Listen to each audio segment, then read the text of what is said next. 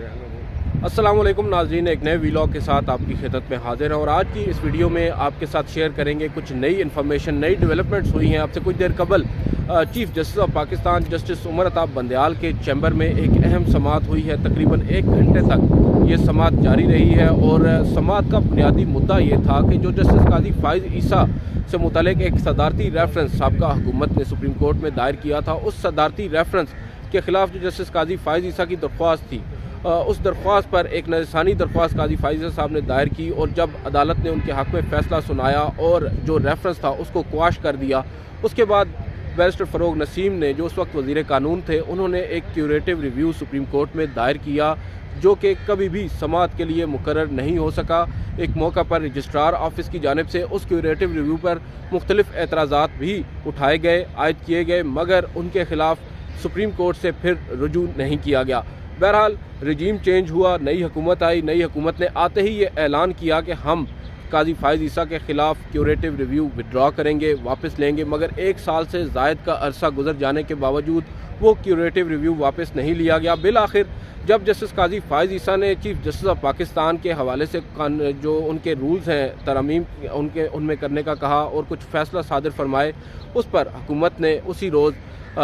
ये ऐलान कर दिया कि हम जस्टिस काजी फाइज़ ईसा के ख़िलाफ़ क्यूरेटिव रिव्यू वापस ले रहे हैं और इसी ज़मन में एक दरख्वास्त भी दायर कर दी गई। उस दरख्वास्त पर आज चैम्बर में चीफ जस्टिस ऑफ पाकिस्तान ने समाअत की है। 1 घंटा तक ये समाअत हुई है। हुकूमत की जानिब से आज attorney general for Pakistan Mansoor Awan पेश हुए और उनके साथ additional attorney general Aamir Rahman भी मौजूद थे, जो कि सदारती रेफरेंस में जब समाअत चल रही थी उसमें हमेशा अदालत के अंदर मौजूद, अदालत की मुआवनत के लिए होते थे। और इसके साथ साथ जो FPR की जानिब से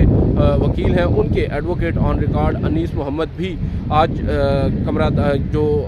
आप कह सकते हैं चैम्बर्स हैं, चीफ जस्टिस चैम्बर बुनियादी तौर पर चीफ जस्टिस का जो ऑफिस होता है उसके साथ मुल्हका एक कमरा होता है जहाँ पर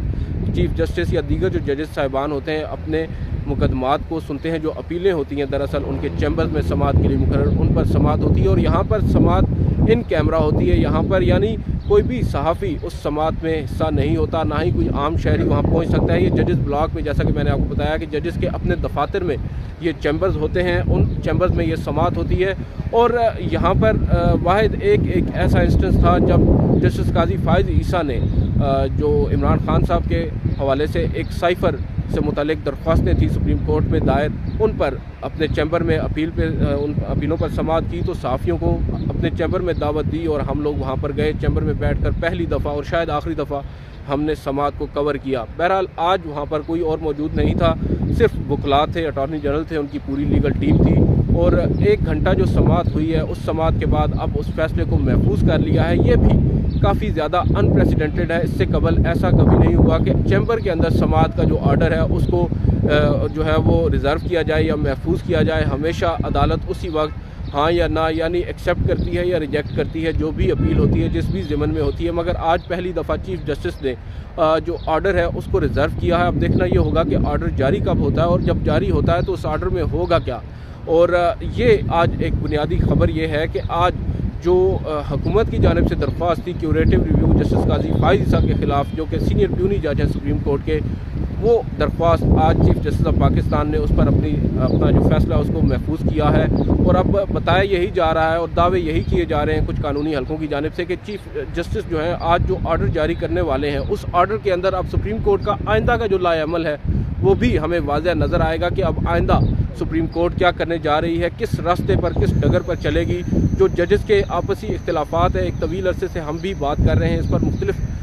जो पहलू हैं, जजेस के इख्तिलाफात, रंजिशें और उसके साथ साथ जो ऑर्डर्स आ रहे हैं, जुडिशल ऑर्डर्स, जिसमें जजेस एक दूसरे पर खुल्लम खुला तनकीद कर रहे हैं। ना सिर्फ तनकीद कर रहे हैं बल्कि जो ऑर्डर्स हैं एक दूसरे जजेस के, वो उनको गैर कानूनी करार दे रहे हैं, आइन से मुनाफी करार दे रहे हैं। यहाँ पर मैं हवाला दे रहा हूँ, जस्टिस काजी फाइज़ ईसा ने एक फ़ैसला सादिर फरमाया जिसमें उन्होंने 184(3) के तमाम मुकदमात को समाअत के लिए उन्होंने रोक दिया, मगर एक चीफ जस्टिस की हिदायत पर रजिस्ट्रार सुप्रीम कोर्ट ने एक आप कह सकते हैं एडमिनिस्ट्रेटिव ऑर्डर जारी किया, एक सर्कुलर जारी किया और जस्टिस काजी फाइज़ ईसा के उस फैसले को उन्होंने डिसरिगार्ड कर दिया। उसके बाद काजी फाइज़ ईसा साहब ने एक नया ख़त लिख दिया, उस पर रजिस्ट्रार को उन्होंने मुस्ताफ़ी होने का मशवरा दिया और साथ साथ हुकूमत को कहा कि उनको वापस रिकॉल कर लें। उस पर चीफ जस्टिस ऑफ पाकिस्तान ने ایک نیا 6 رکنی لارجر بینچ بنا دیا اور اس 6 رکنی لارجر بینچ نے جسٹس قاضی فائز عیسیٰ کے اس 3 رکنی بینچ کے فیصلے کو کالعدم قرار دے دیا، فارغ کر دیا، اس کیس کو ہی بند کر دیا۔ تو اس طرح کے انسٹنسز ہے، یہ I still go on and on. اس کے بعد بھی آپ کو معلوم ہوگا کہ چیف جسٹس قاضی فائز عیسیٰ نے 2 روز قبل ایک اور نیا نوٹ اسی فیصلے کے ضمن میں لکھ دیا اور اس نوٹ کو اردو کے ساتھ ساتھ انگریزی دونوں زبانوں میں انہوں نے ویب سائٹ پر جاری کروایا۔ جاری ہو چکا تھا فیصلہ، اس کے تقریباً گھنٹے بعد غالباً چیف جسٹس کی ہی ڈائریکشنز پر اس فیصلے کو، اس نوٹ کو، اس تفصیلی نوٹ کو سپریم کورٹ کی ویب سائٹ سے ہٹا دیا گیا اور معاملات جو ہیں وہ مزید تلخ ہمیں نظر آئے۔ اور اس کے بعد اب آج جو یہ سماعت تھی، اس سے ہمیں یہ اندازہ تھا کہ آج کی جو سماعت ہوگی اس سے اب تعین ہوگا کہ اب آئندہ جو معاملات ہیں وہ کس جانب جائیں گے۔ سپریم کورٹ میں اب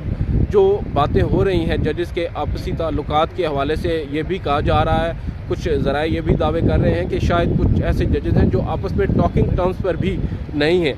لیکن آج ہم نے بھی اس زمن میں کچھ چیزیں سپریم کورٹ میں دیکھیں جب ہم یہاں پر سپریم کورٹ میں موجود تھے۔ میں اگر اپنی بات کروں، سپریم کورٹ کا کمرہ عدالت نمبر 7 ہے جو کہ گراؤنڈ فلور پر ہی ہے۔ وہاں پر جو پولیس اہلکار تھے، میں جب وہاں سے گزر رہا تھا انہوں نے مجھے روک لیا اور بتایا کہ شاید ججز کمرہ عدالت میں آ رہے ہیں تو آپ کچھ دیر کے لیے رک جائیں۔ احتراماً وہاں پر روک لیا جاتا ہے تاکہ کوئی بھی شخص ججز کے قریب نہ جائے، ان کا انٹریکشن نہیں ہوتا عام پبلک کے ساتھ۔ خیر ہم وہاں پر رکے اور ہمارے سامنے ہی 3 ججز جو آئے وہ کمرہ عدالت کے باہر پہنچے۔ 2 یا 3 منٹ ان کو انتظار کرنا پڑا، دروازہ کھل رہا تھا اور اس دوران ان 3 ججز نے آپس میں کافی خوشگوار انداز میں نے ان کو گفتگو کرتے دیکھا اور وہ 3 ججز تھے جسٹس منیب اختر، جسٹس مظاہر علی اکبر نقوی اور جسٹس اطہر من اللہ۔ اور اب یہ تینوں ججز جو ہے، آپ ان کے ناموں سے آپ کو اندازہ ہو گیا ہوگا کہ جسٹس منیب اختر اور جسٹس مظاہر علی اکبر نقوی تو ٹھیک ہے، جو جسٹس اطہر من اللہ ہے وہ جج ہیں جن کو کہا جاتا ہے کہ یہ ایک دوسرے کیمپ کے ہیں، جو سخت زبان بھی استعمال کر رہے ہیں، جو تفصیلی نوٹس بھی جاری کر رہے ہیں اور تنقید کر رہے ہیں اپنے چیف جسٹس اور دیگر ججز پر۔ اور وہ اب ہم نے جب ان کو دیکھا اپنے ساتھی ججز کے ساتھ بات چیت کرتے ہوئے تو ہمیں اس بات کا اندازہ ضرور ہوا کہ شاید چیف جسٹس نے جو ایک کام کیا ہے، کاز لسٹ میں تبدیلی کر کے جو ججز کو ایک دوسرے کے ساتھ بٹھایا ہے، اس کے ثمرات اب آنا شروع ہو گئے ہیں۔ اب ججز جو ہیں ان کے درمیان بات چیت کا عمل ایک دفعہ شروع ہو چکا ہے اور دوسری جانب جو چیف جسٹس نے فرداً مختلف ججز سے ملاقاتیں کی ہیں، اس سے بھی شاید اب برف جو ہے وہ پگھلتی نظر آ رہی ہے۔ اور یہ جو آرڈر آ رہا ہے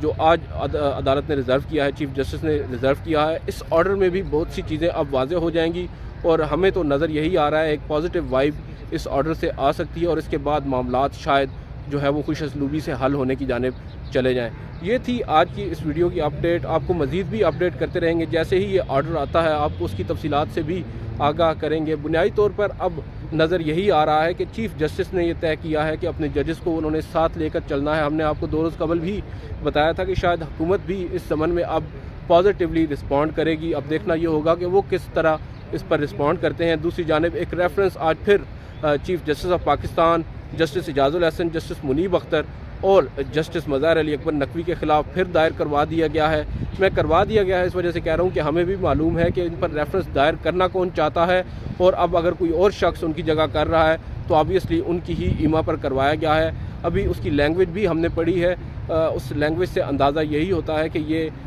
کافی زیادہ جو قانونی ماہرین ہیں ان کی مشاورت کے بعد ہی اس کو ڈرافٹ کیا گیا ہے۔ اب دیکھنا یہ ہوگا کہ اس کا نتیجہ کیا نکلے گا۔ اس سے قبل ہم آپ کو یہ بتا چکے ہیں کہ ان ریفرنسز کی جو بنیادی طور پر صرف شکایات ہیں، ان کی کوئی قانونی حیثیت نہیں اور ان کا کوئی آگے سے